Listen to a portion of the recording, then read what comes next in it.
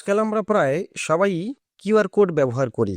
কোথাও লেখা থাকে স্ক্যান করে পেমেন্ট করুন, কোথাও আবার স্ক্যান করে রেজিস্ট্রেশন করুন বা অ্যাপ ডাউনলোড করুন। অনেক প্রোডাক্টের পিছনে কিউআর কোড থাকে, স্ক্যান করলেই সঙ্গে সঙ্গে প্রোডাক্টের ইনফরমেশন দেখা যায়। আবার অনেক সময় কিউআর কোড স্ক্যান করলে একটা ডিজিটাল ভিজিটিং কার্ড খুলে যায়, যেখানে নাম, ফোন নাম্বার, ইমেল সব ডিটেলস একসঙ্গে পাওয়া যায়। মানে এক কথায় বললে কিউআর কোডের ভিতরে আমরা বিভিন্ন ধরনের ইনফরমেশন বা ডেটা স্টোর করে রাখতে পারি। সেটা লিঙ্ক হতে পারে, পার্সোনাল ডিটেলস হতে পারে, এমনকি কোনো টেক্সটও হতে পারে। আজকের এই ভিডিওতে দেখব অন্য কোনো ওয়েবসাইট ছাড়া বা সফটওয়্যার ছাড়া শুধুমাত্র কয়েক লাইনের পাইথন কোড দিয়ে কিভাবে কিউআর কোড বানানো যায়। প্রথমে কিউআর কোড লাইব্রেরি ইম্পোর্ট করতে হবে। যে ডেটা বা ইনফরমেশন কিউআর কোডের মধ্যে রাখতে চাও সেটা এখানে দিয়ে দাও। আমি ডেটার মধ্যে একটা ইউটিউবের লিঙ্ক দিয়ে দিলাম।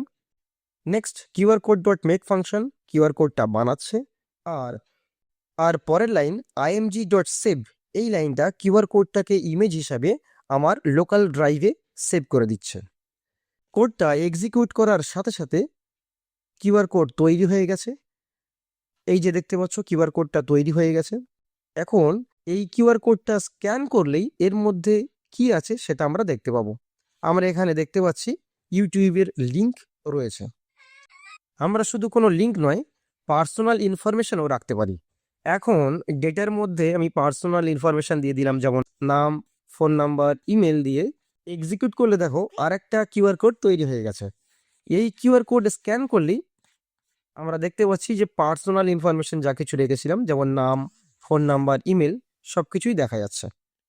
তো একেবারেই সিম্পল ওয়ে আমরা কয়েক লাইনের পাইথন কোড দিয়ে কিন্তু এইভাবে নিজেদের কাস্টমাইজ কিউআর কোড তৈরি করতে পারি।